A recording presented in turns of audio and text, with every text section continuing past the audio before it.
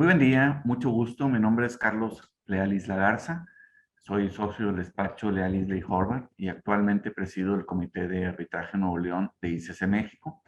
Este año tuve el gran gusto y honor de redactar el caso para la quinta edición del MUD de Arbitraje Comercial Internacional que organiza la Universidad Panamericana Campus Guadalajara en conjunto con ICC México.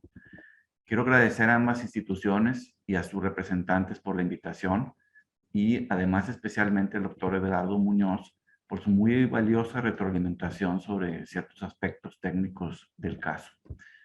Quiero reconocer que también, por un lado, a los equipos que se inscribieron, es un gran esfuerzo adicional a sus estudios de Derecho, pero estoy seguro de que les va a redituar mucho en su desarrollo académico y profesional. Por otro lado, también quiero agradecer de antemano a todas las colegas y los compañeros y colegas que aceptaron fungir como árbitros, pues su intervención implica dedicar de su valioso tiempo al desarrollo de los futuros especialistas en esta tan apasionante materia. El objetivo de este video es compartir una breve reseña del caso, enfatizando sobre algunos de los aspectos relevantes del mismo. Como todos los de su especie, este caso presenta problemas tanto sustantivos como procesales. Concretamente se enfoca en cuestiones que se presentan comúnmente en las relaciones comerciales, ya sea domésticas o internacionales. Por un lado vemos cuestiones como, por ejemplo, controversias sobre el contenido de las obligaciones que asumieron las partes y también problemas en la determinación de las responsabilidades ante un defecto en un producto. Pero además incluimos otros aspectos menos comunes, pero muy interesantes, que incluso recoge el nuevo reglamento de ICC, como lo es la incorporación de una parte a un arbitraje. Vayamos por partes. Primero los antecedentes.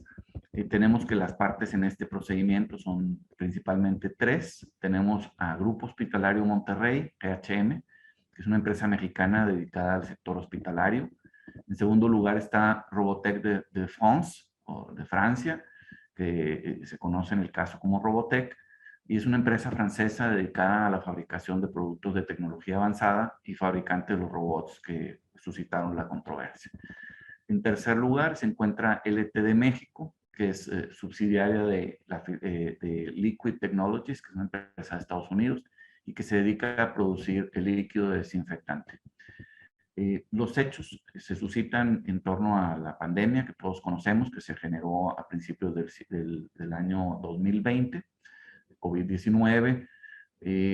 Hubo necesidad de llevar una desinfección mucho más sofisticada, principalmente en lugares sensibles como lo son los hospitales, y por ello GHM decidió contactar a Robotech después de estar investigando sobre empresas que se dedicaran a cuestiones relacionadas y pues finalmente se genera un contacto para la compra de ciertos robots que se especializarían en llevar a cabo la desinfección de una manera automatizada en tanto los hospitales como las clínicas. En total sumaban 45 a lo largo del país.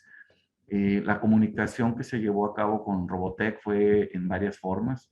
Primero fue en correo electrónico, pero también hubo por teléfono e incluso mediante remisión a documentos de las partes. Aquí hubo ciertos aspectos que pudieran suscitar parte de los problemas. Por su parte, Robotech enfatiza en la aplicación de sus términos de venta y por otro lado, GHM enfatiza en sus términos de compra. Aquí tendríamos un primer problema, cuál de los dos debe prevalecer y cómo se altera esta referencia ante la firma de los contratos. Después surge también en la relación comercial LTMEX como proveedor del material desinfectante. Aquí para poder visualizar mejor el robot es un aparato que tiene un funcionamiento que se puede programar, pero hay que incorporarle un cierto líquido que se convierte en vapor y que es el que realiza la desinfección. Es decir, una cosa no puede funcionar sin la otra.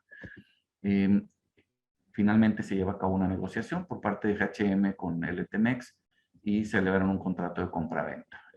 Aquí la particularidad es que pactan el código de comercio y se sujetan a los términos de compra de GHM. Perdón. Al inicio el funcionamiento parecía bien, se recibieron los primeros 20 robots que adquirió GHM y empezó a utilizarlos. Sin embargo, empezaron a observar que se presentaban algunos problemas. Por un lado, se emanaba un olor similar al del azufre, y por otro lado, incluso hubo algunos casos donde personas empezaron a sentirse mal. Entonces, automáticamente GHM suspendió el uso de los robots y contactó en primer lugar a Robotech, pero también inmediatamente después a LTMX para hacerles ver esta problemática. Tanto uno como otro, los proveedores negaron cualquier responsabilidad. Ellos dijeron que tanto el robot como el líquido estaban en condiciones óptimas y que probablemente sería más bien una cuestión de un uso incorrecto. Entonces, aquí empezamos a ver cómo se gesta el problema de fondo, materia del caso, en cuanto a la responsabilidad. ¿Quién va a ser el responsable? ¿El vendedor del robot, el vendedor del líquido, ambos, el comprador del robot o cualquier combinación? Ante esta situación, Robotech decide resolver los contratos y pues obviamente aquí también se suscita la cuestión de saber si esto fue justificado o si fue excesivo, y en todo caso, ¿qué ocurre con los robots que ya habían quedado en fase de fabricación? Hay que recordar que se contrató una cantidad de robots, 45, porque iba a ser uno asignado a cada instalación de GHM, ya sea hospital o clínica, y se habían enviado 20, entonces quedaron 25 en curso de fabricación. Y bueno, si GHM estaría obligado a recibirlos y a pagar por ellos, no obstante la cuestión que se presentó. Durante los hechos destacan algunas otras circunstancias que vale la pena tener presentes. Por un lado, un análisis que se realizó por parte de un laboratorio experto que se llama LabMex, y pues bueno, al final se determinó que podría haber cierta alteración en el líquido si no se conservaba bajo ciertas condiciones. Entonces ahí podría haber un elemento que redirigiera responsabilidad. En segundo lugar, algunos defectos que se observaron dentro del manual del usuario que había enviado Robotech. Por ejemplo, se traducía inadecuadamente cierta terminología, como por ejemplo verter en lugar de inyectar, o incluso faltaban algunos párrafos, como por ejemplo uno importante donde se advertía sobre la importancia de mantener el robot en espacios frescos. Sí aparecía en la versión en francés, pero no aparecía en la versión en español. Y luego, en tercer lugar, después de ciertas investigaciones, se observó que LT, la empresa de Estados Unidos, había enfrentado un class action por ciertos defectos en productos similares pues, en fechas previas, no propiamente el líquido o materia de este caso, pero sí un producto equivalente. Pues bien, esos son los antecedentes, los hechos. La controversia se suscita prácticamente con la solicitud de arbitraje que plantea GHM contra Robotech, donde concretamente solicita al tribunal arbitral que decrete la resolución de del contrato de robots que había celebrado entre GHM y Robotech, como consecuencia del incumplimiento esencial en sus obligaciones de entregar un producto conforme a las descripciones que habían acordado.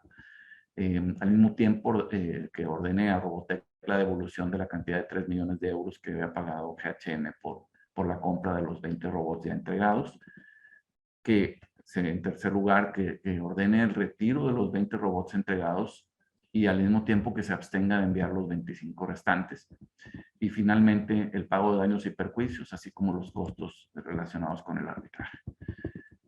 Por su parte, Robotech, al contestar la solicitud de arbitraje, objeta la existencia de un acuerdo arbitral, alegando que el hecho de que se hubiera mencionado los términos de compra de GHM no era suficiente elemento para que lo vinculara, pues al final Robotech no había consentido propiamente a un arbitraje, concretamente en el contrato.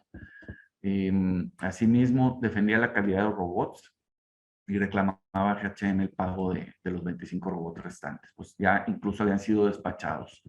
También alegó que las fallas podrían haber provenido del LTMX, probablemente por algún defecto en los líquidos desinfectantes, y por lo tanto solicitaba que el LTMX fuera incorporado al arbitraje en términos del artículo 7 del reglamento ICC, que sería el vigente a partir del 1 de enero de 2021. Al contestar, el ETMEX expresó que no objetaba la existencia de un acuerdo arbitral en su relación con GHM y por lo tanto aceptaba la incorporación al arbitraje e incluso se adhería a la designación del árbitro que había propuesto GHM. Sin embargo, objetaba la competencia del tribunal arbitral para conocer de la reclamación de daños y perjuicios que Robotech entablaba en su contra. Ya después de haber tenido la conferencia inicial, las partes pactaron el acta de emisión. Entre otros aspectos, el procedimiento quedó regido por el reglamento de ICC, ya mencionado. La ley aplicable al fondo, acordaron que fuera la Convención de Viena, CISG. La sede sería Monterrey, el idioma sería el español. Las reglas, se aplicarían las reglas de la IVA en materia de pruebas. Concretamente, el apartado del acta de emisión relativo a los puntos litigiosos quedó de la siguiente manera. Número 1, existe un acuerdo arbitral entre Robotech y GHM y por ende tiene competencia el tribunal arbitral para conocer de la controversia entre dichas partes. 2, tiene competencia el tribunal arbitral para conocer de la reclamación de daños de Robotech en contra de LTMX. En caso de sí tener competencia al respecto. 3, existe una facultad de conformidad de los robots, de conformidad a los robots imputable a Robotech, o por el contrario, su mal funcionamiento es atribuible a los líquidos suministrados por parte de LTMX. Y 4, procede la resolución del contrato de compraventa por parte de GHM y en su caso debe Robotech restituir las cantidades pagadas por GHM, así como retirar los robots y pagar los daños, o bien debe GHM pagar el precio de los robots pendientes de entrega y los daños. Conforme al calendario procesal que definieron las partes, debieron ya presentar sus argumentos respecto a las pretensiones y defensas en este arbitraje, tanto en lo sustantivo como en lo procesal. Y durante la tercera semana de noviembre tendrán lugar las audiencias, donde el tribunal escuchará a las partes. Prácticamente esa es una versión muy breve y muy puntual de las circunstancias del caso. Espero que haya resultado de su interés. Agradezco mucho nuevamente la invitación. Deseo mucho éxito a todos los participantes y espero verlos muy pronto. Muchas gracias nuevamente.